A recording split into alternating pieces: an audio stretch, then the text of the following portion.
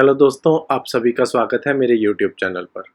आज मैं आपको बताऊंगा कि बी फार्मेसी के बाद एम फार्मेसी में एडमिशन के लिए आपको इंस्टीट्यूट की सिलेक्शन कैसे करनी चाहिए।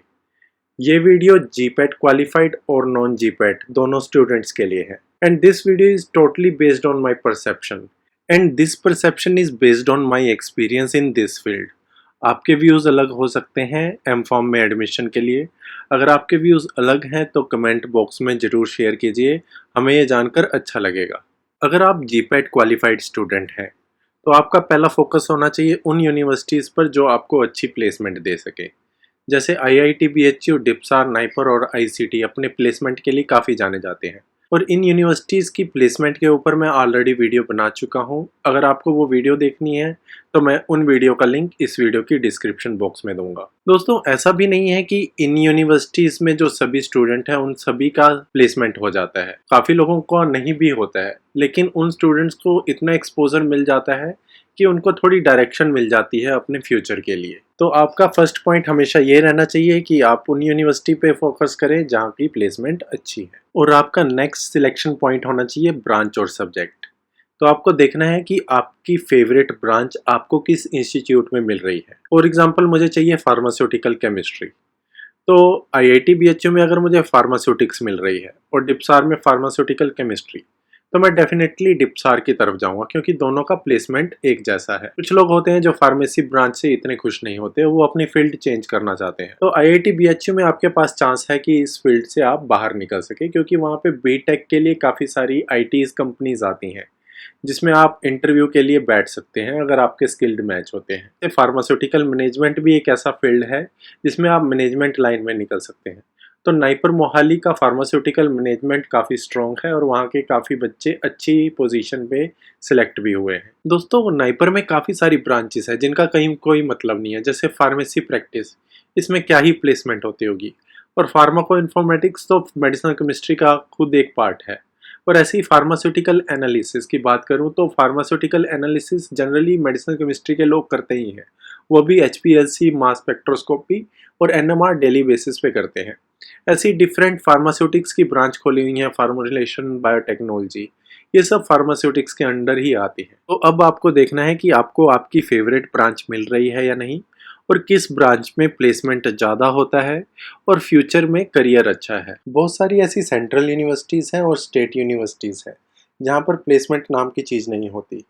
तो अब आप कंफ्यूज्ड हो बिटवीन दीज यूनिवर्सिटीज़ और आपको एक यूनिवर्सिटी सिलेक्ट करनी है, तो आपका सिलेक्शन क्राइटेरिया होना चाहिए कि आपको किस यूनिवर्सिटी में आपकी फेवरेट ब्रांच मिल रही है और क्या आपकी फेवरेट ब्रांच में रिसर्च फैसिलिटीज़ अच्छी है या नहीं है। तो रिसर्च फैसिलिटीज़ उस यूनिवर्सिटी के वेब पेज पर मिल जाती है और आपको ये भी देखना है कि उस ब्रांच के जो पीआई है या फैकल्टी है, क्या वो रेगुलरली पब्लिकेशन करते हैं या नहीं। और अगर वो पब्लिकेशन करते हैं तो वहाँ वो अपने एम फार्म के स्टूडेंट का नाम देते हैं, फर्स्ट ऑथरशिप, सेकंड ऑथरशिप या किसी भी ऑथरशिप में। तो ये आपको चेक करना है क्योंकि इसका बहुत इफेक्ट पड़ता है जब आप पीएचडी के इंटरव्यू के लिए जाते हो। तो पीएचडी के इंटरव्यू में वो देखते हैं कि आपने किस तरह की रिसर्च की है अपने एम फार्म के प्रोजेक्ट में, क्या आपकी कोई पब्लिकेशन है या नहीं। और साथ ही साथ जब आप फार्मास्यूटिकल कंपनी में आर&डी को भी टारगेट कर रहे होते हो, तब भी इंटरव्यू में ये देखते हैं कि इस पर्सन ने एम फार्म के प्रोजेक्ट में कुछ किया है या नहीं है। तो रिसर्च बहुत मैटर करती है फ्यूचर स्टडी के लिए। इसके ऊपर मैं एक वीडियो भी बनाऊंगा कि कैसे एम फार्म के बाद अपने आप को पीएचडी की सिलेक्शन के लिए प्रिपेयर करें। और यहाँ पे मैं साथ में ये भी कहूँगा कि अगर आपको ये वीडियो भी पसंद आ रही हो तो मेरे चैनल को जरूर सब्सक्राइब कर दीजिए। दोस्तों, जो एम फार्मेसी में स्टूडेंट गवर्नमेंट यूनिवर्सिटीज़ में आते हैं वो मोस्टली मिडिल क्लास फैमिली से होते हैं। मैंने आईआईटी बीएचयू में ऐसे भी स्टूडेंट देखे हैं जिनके पास 30,000 रुपये तक देने को नहीं होते सेमेस्टर फीस के। अगर आप कंफ्यूज्ड हैं बिटवीन टू यूनिवर्सिटीज़ जहाँ पे आपकी रिसर्च भी मिल रही है, आपकी फेवरेट ब्रांच भी मिल रही है, तो वहाँ पे आपको देखना है कि फ़ी किस यूनिवर्सिटी में कम है। मैं आपको बता दूं, जैसे जादवपुर यूनिवर्सिटी टोटल 10,000 रुपीज़ में आपकी पूरी एम फार्म कंप्लीट कर देती है, लेकिन कुछ ऐसी यूनिवर्सिटीज़ भी हैं जो आपसे 4 से 5 लाख रुपए भी लेती हैं। तो आपको अपनी फैमिली की इकोनॉमी के हिसाब से भी यूनिवर्सिटी का सिलेक्शन करना चाहिए। तो यहाँ पे एक और बात बता दूं, कुछ बच्चे इतने स्मार्ट होते हैं, वो क्या करते हैं कि 2.5 लाख किसी एक यूनिवर्सिटी को देने से बेटर है कि वो दूसरी यूनिवर्सिटी में एडमिशन लेते हैं जहाँ पे 1 लाख फ़ीस देनी पड़े उन्हें एम फार्मेसी की, और रिमेनिंग पैसों का यूटिलाइज़ेशन वो दूसरे कोर्स को सीखने में करते हैं। जैसे कोई कॉरेस्पॉन्डेंस से एमबीए कर लेता है या कंप्यूटर साइंस का कोर्स कर लेता है। ऐसा ही एक एग्ज़ाम्पल मैंने लास्ट ईयर देखा। एक स्टूडेंट का नाइपर में भी हो गया था, लेकिन उसने आईआईटी बीएचयू प्रेफ़र किया क्योंकि नाइपर में 2.5 लाख फ़ीस है और आईआईटी बीएचयू में 1 लाख, और उसने रिमेनिंग पैसों का यूटिलाइज़ेशन नरसी मोंजी से एमबीए करने में यूज़ किया। और जब उसकी प्लेसमेंट भी लगी तो वो उसके एमबीए के बेसिस पे लगी, ना कि उसकी एम फार्मा के बेसिस पे। तो आपको अपनी मनी का यूटिलाइजेशन अच्छे से करना आना चाहिए। तो फाइनली जीपैट क्वालिफाइड स्टूडेंट के लिए लास्ट पॉइंट आता है होम टाउन। अगर मुझे ऐसी 2 यूनिवर्सिटी मिल रही होती जिसमें से एक मेरे घर के पास होती तो मैं प्रेफर करता जो घर के पास है वही मिल जाए। मुझे पता है आप लोग कोरोना पीरियड में काफ़ी बोर हो चुके होंगे घर पे बैठ के, आप घर से बाहर निकलना चाहते होंगे, तो आपके लिए ये पॉइंट इतना इम्पोर्टेंट नहीं रखता होगा। बट दोस्तों, मुझे कई बार लगता है जब इंसान एक बार घर से निकल जाता है ना अपने करियर के लिए, तो फिर वो निकल ही जाता है, तो वापस मुड़ नहीं पाता। तो उसको कई बार लगता है कि काश थोड़ा मुझे और टाइम मिल जाता अपने घर पे। बट ये इमोशनल बात है, आपको इस इमोशनल बात पे ज़्यादा प्रेफरेंस नहीं देनी चाहिए आप अगर करियर ओरिएंटेड हो। तो इससे पहले के 4 पॉइंट जो मैंने आपको बताए हैं उस पर ज़्यादा फोकस करके आपको अपनी यूनिवर्सिटी का सिलेक्शन करना चाहिए। तो अब मैं बात करता हूँ नॉन जीपैट क्वालिफाइड स्टूडेंट के लिए, और ये स्टूडेंट तो मेरे लिए बहुत मैटर करते हैं क्योंकि मैं भी इनमें से कभी एक था। ऑल्दो मैं जीपैट क्वालिफाइड था, बट मेरा जो रैंक था इतना अच्छा नहीं था, जिसकी वजह से मैंने एक प्राइवेट कॉलेज में एडमिशन लिया और उन्होंने मुझसे काफ़ी फीस चार्ज की। बट वहाँ की एक ख़ास बात ये थी कि वहाँ की फैकल्टी बहुत अच्छी थी और वहाँ रिसर्च भी अच्छी होती थी। तो वहाँ की एक फैकल्टी ने मुझे सीएसआईआर में एम-फार्म की ट्रेनिंग के लिए भेजा था, जिसकी वजह से बाद की लाइफ मेरी काफ़ी चेंज हो गई और मैंने काफ़ी अपने करियर में इम्प्रूव किया। बट आज की डेट की बात करूँ तो मोस्टली जो प्राइवेट यूनिवर्सिटी होती हैं या प्राइवेट कॉलेज हैं, वो उनका मेन मोटिव है कि पैसा कैसे बनाया जाए, और यहाँ पे प्लेसमेंट नाम की जैसी कोई चीज़ नहीं होती। और अगर आप किसी तरह प्लेसमेंट लेते भी हो इस यूनिवर्सिटी कॉलेज से, तो वो इतना अच्छा नहीं होता कि आपको सेटिस्फाई कर सके। तो आपको सबसे पहले यहाँ एडमिशन लेने के लिए मेन पॉइंट दिमाग में रखना होगा कि इस प्राइवेट यूनिवर्सिटी की फ़ीस कम हो जो आप अफोर्ड कर सकें, और ये यूनिवर्सिटी बेटर हो कि आपके होम टाउन के पास हो, तो आपके हॉस्टल का खर्चा भी काफ़ी बचेगा क्योंकि प्राइवेट यूनिवर्सिटी और प्राइवेट कॉलेज काफ़ी पैसा चार्ज करते हैं हॉस्टल का भी। और साथ ही साथ आपको ये भी ध्यान रखना है कि आपको आपका फेवरेट सब्जेक्ट भी मिल जाए उस फीस में। अगर 40-50 हज़ार का गैप है तो आप मैनेज कर लीजिए उसे, लेकिन आप अपना फेवरेट सब्जेक्ट और ब्रांच अपने पास ज़रूर रखिए, क्योंकि अगर आप केमिस्ट्री ले लेते हो और आपको केमिस्ट्री की नॉलेज ज़ीरो है, ये देख के कि इस फील्ड में कम पैसे ले रहे हैं, तो आपका फ्यूचर का करियर बर्बाद ही जाएगा। तो आपको अपने फेवरेट ब्रांच पे हमेशा फोकस रखना है। और जनरली प्राइवेट यूनिवर्सिटी और प्राइवेट कॉलेज में रिसर्च नाम की चीज़ कुछ नहीं होती। वहाँ के जो फैकल्टी हैं मोस्टली रिव्यू लिखते रहते हैं, और रिव्यू का कोई असर नहीं पड़ेगा आपके फ्यूचर करियर पे।